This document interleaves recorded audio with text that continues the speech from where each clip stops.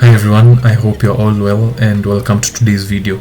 In this video we are going to be looking at level 11 to level 12, and the goal for this level is to find the password which is stored in this file where all the lowercase and the uppercase letters have been rotated by 13 positions as indicated here.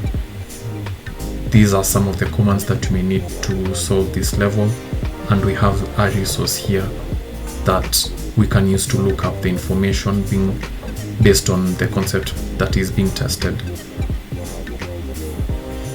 Now, right away from this link, we are being told that the concept being tested is rot 13, and I opened it up so that you can see a little bit of what it means. And it says rot 13 is a simple letter substitution cipher that replaces a letter with the 13th letter after it in the Latin alphabet. Now, what this means is that it is some sort of cipher. If you have done a little bit of cryptography, you know what this means.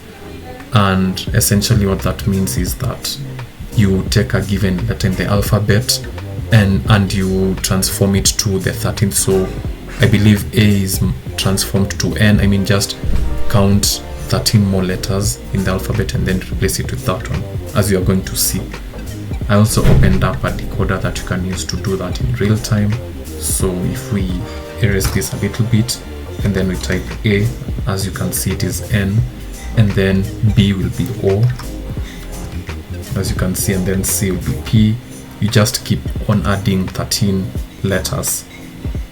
I hope that makes sense. Now, we have been told that the password is stored in this file, where the content of the file has had the rot 13 cipher applied on it. What that means is that we need to go to that level using Bandit 11. I had copied my password, so I'm going to just paste it there. In, so let me clear that up. Oh, it was in uppercase. The irony. Yeah, now that we are here, let us have a look at the contents in the home directory. It is that file. Now let us have a look at what the content is. As you can see, initially the content does not seem to make sense, and that is because, like they have told us, rot 13 has been applied here, which means that if you are to map each of these and add 13 letters, I mean shift it by 13 positions in the alphabet, then you'll get the answer. You could do that manually, but it is a little bit tedious. So what you're going to do is we are going to use a command to transform these characters, and when I said that, you should have an idea of what command I'm talking about. The command that I'm referring to is the TR. I'm not sure if there's another way of pronouncing it, but let us have a look at the manual. That is the command. It is used to translate or delete characters. If you need to transform the characters, then that is what you use. So how to use it, and then any of these options comes here, and then you use two arguments which are strings. These are them, and now let us just have a look at it. So what that means is that you now, how you use the command is tr, and then the first string, the first argument rather. So we need to apply this on either uppercase or lowercase, because as you can see, the first letter here is in uppercase, the G is in uppercase. So you need to cater for uppercase, both uppercase, and even this is in both uppercase and lowercase. So that is what we need to do. We need to use this and then lowercase. This means just apply this command to both uppercase and lowercase characters. And then after that, now this is where the rot 13 comes in. We need to transform the characters here to their rot 13 equivalent, which means shift by 13 characters.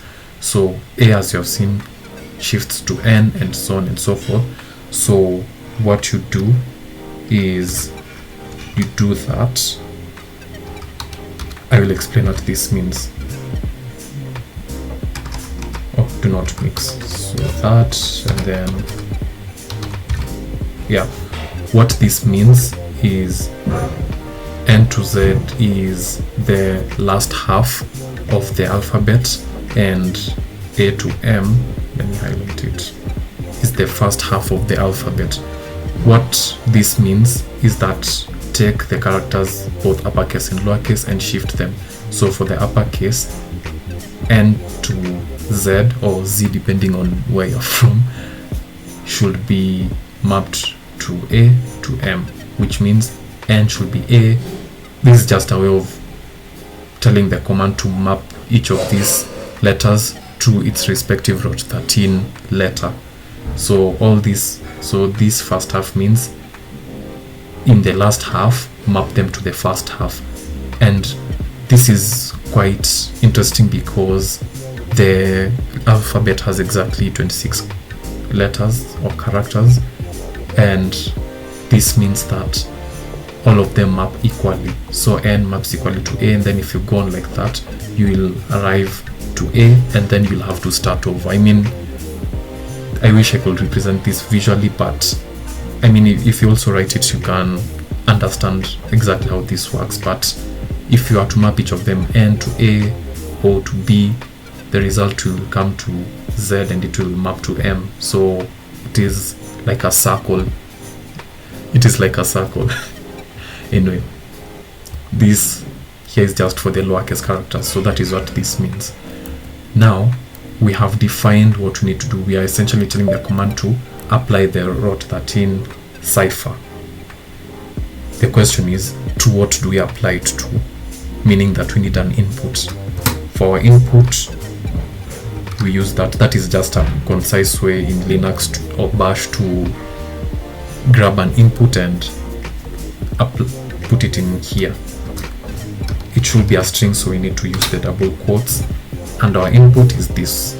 This is our input. We copy it and then we paste it in here.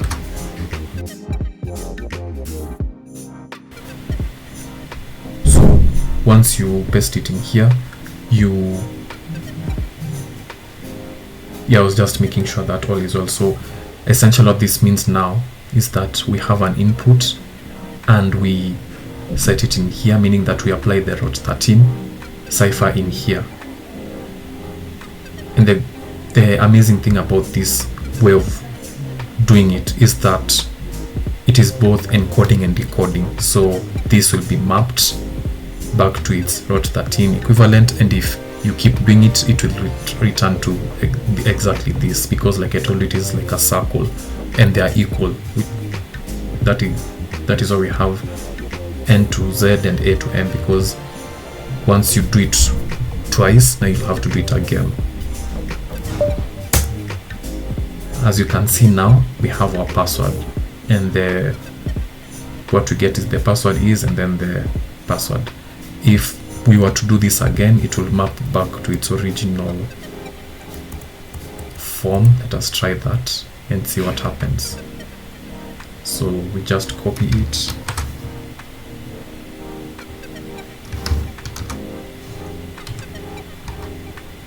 As you can see, it returns to its original form because it, like I said, the root 13 just maps throughout the alphabet, meaning that once you reach the end, you'll have to start over.